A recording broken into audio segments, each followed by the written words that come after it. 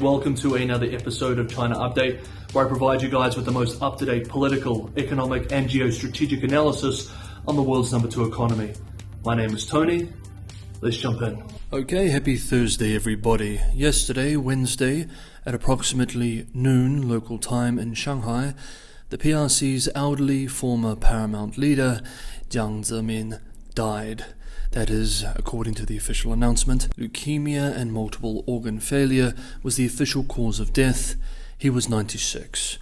In the official state announcement, Beijing authorities expressed that Jiang's death, quote, is a loss beyond estimation to our party, our military, and the Chinese people of all ethnic groups, end quote.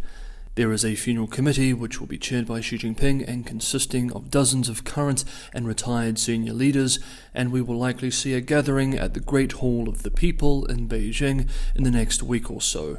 In the West, Jiang was known for his, quote, stewardship of the capitalist transformation that had begun under Deng Xiaoping, end quote, as one US-based analyst put it. His most important political accomplishment was perhaps the so-called Three Represents, which attempted to bring rich entrepreneurs and the bourgeoisie, i.e. the oppressor classes under strict Marxist doctrine, into the party in order to strengthen political support for the party within these groups, which at the time were emerging, or perhaps re-emerging, as powerful classes.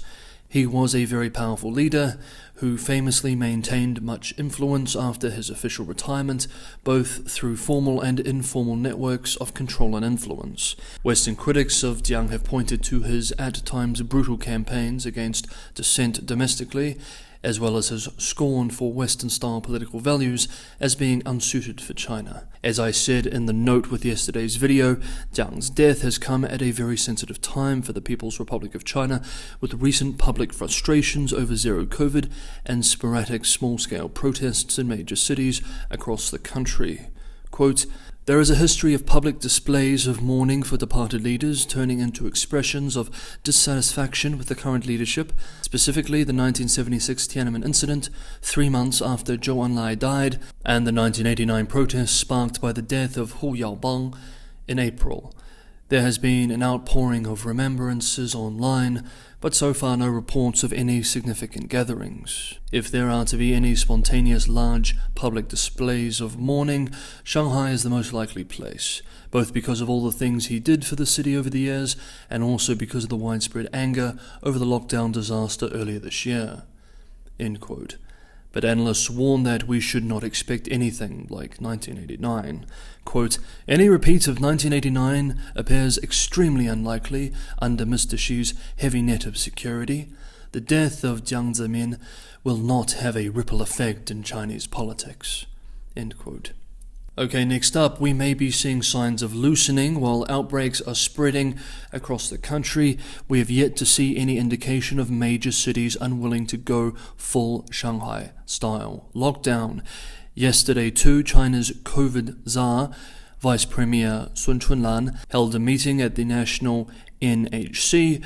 Her comments sound like Beijing may be signaling a pivot on zero COVID, expressing, quote, with the weakening of the pathogenicity of Omicron virus, the popularization of vaccinations, and the accumulation of prevention and control experience, China is facing a new situation and new tasks in epidemic prevention and control, end quote. And, quote, we will take measures such as admission and isolation, strengthen immunization of the whole population, especially the elderly, speed up the preparation of treatment drugs and medical resources, and implement the requirements of preventing the epidemic, stabilizing the economy, and developing safely. End quote. And we are seeing more than just words. Yesterday in China's southern megacity of Guangzhou, after public anger, including violent protests, which we'll touch on shortly, and despite surging case numbers, local officials signaled easing of COVID restrictions. Yesterday, Guangzhou's Health Commission Deputy Director told press at a special conference that, quote, lockdowns should be put in place and lifted quickly, as well as ended when it is time to minimize the inconvenience caused to the public by control measures, end quote. Soon after that announcement, the city confirmed that several districts, which had previously been under lockdown, are now deemed low risk. Even the worst-hit districts, places like Haizhu, will see some easing in the coming days, according to officials. We need to note that case numbers are still very high and growing, with 7,000 new cases being reported on Wednesday in Guangzhou alone. So this is, or at least it appears to be, a significant walk back of zero COVID in the face of growing public frustration. Quote, I think they are doing a trial here in Guangzhou to see whether it works, whether even if they do less mass testing and don't execute the really stringent lockdowns, whether COVID could still be put under control. End quote. The question, of course, is what happens if it cannot be? We will need to watch the space closely. The sensitive capital, Beijing, is also seeing a policy shift of sorts in the strictness of zero COVID, albeit a modest shift. From Wednesday, Beijing residents who do not wish to leave their homes need not take part in mass COVID tests. The city government has also banned the barricading of building gates and residential complex entrances in high-risk areas. One would have hoped that this would have always been the case, but there you go. New daily cases in Beijing remain in the thousands. It's also being reported that officials are making plans for the rollout of a fourth booster shot of the Chinese vaccine. It's reported that elderly people, which have some of the lowest vaccination rates in China, will be prioritized for this fourth shot. Of course, the effectiveness of the domestically produced vaccines remains an issue for public health policymakers. Investors and analysts continue to play the when will China open up guessing game. As we discussed in Monday's video, Goldman Sachs has put its money on before April due to the increased public pressure from the recent protests. Bloomberg economists are a little more conservative but still largely optimistic. Quote, our view is that by the end of the first half of next year, the economy will be free of any material COVID curbs.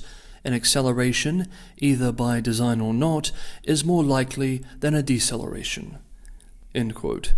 Domestic economists appear optimistic too. Quote, the most important development from the past few days is that there is a public debate on the zero COVID policy in China. The government did not react by shutting those voices down.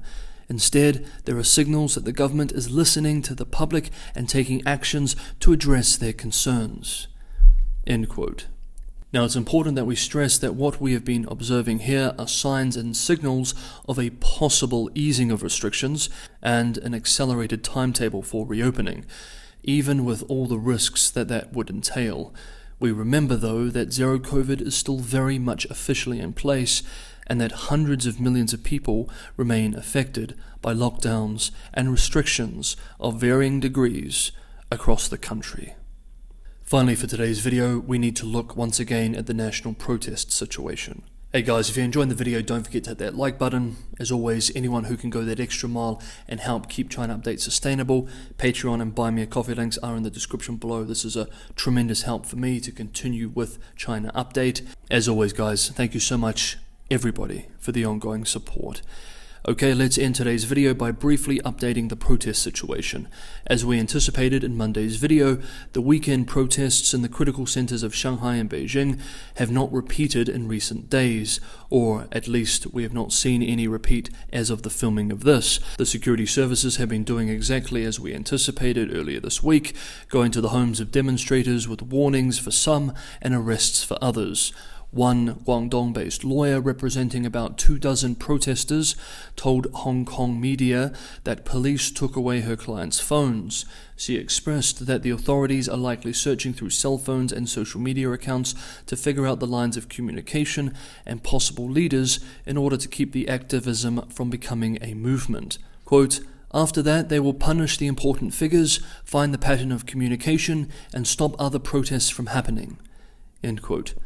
The risk of renewed protests remains as we move into this coming weekend, and we will need to follow these developments closely. Tuesday evening did see another eruption of violence and demonstrations in Guangzhou.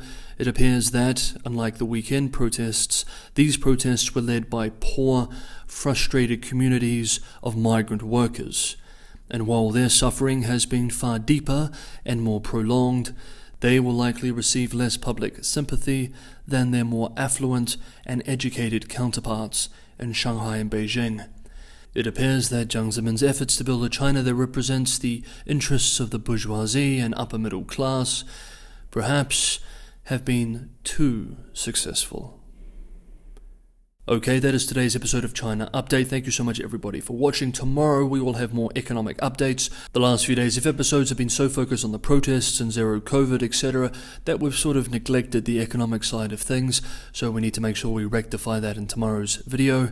But until then, enjoy your day. Thank you for watching, and I will see you all tomorrow.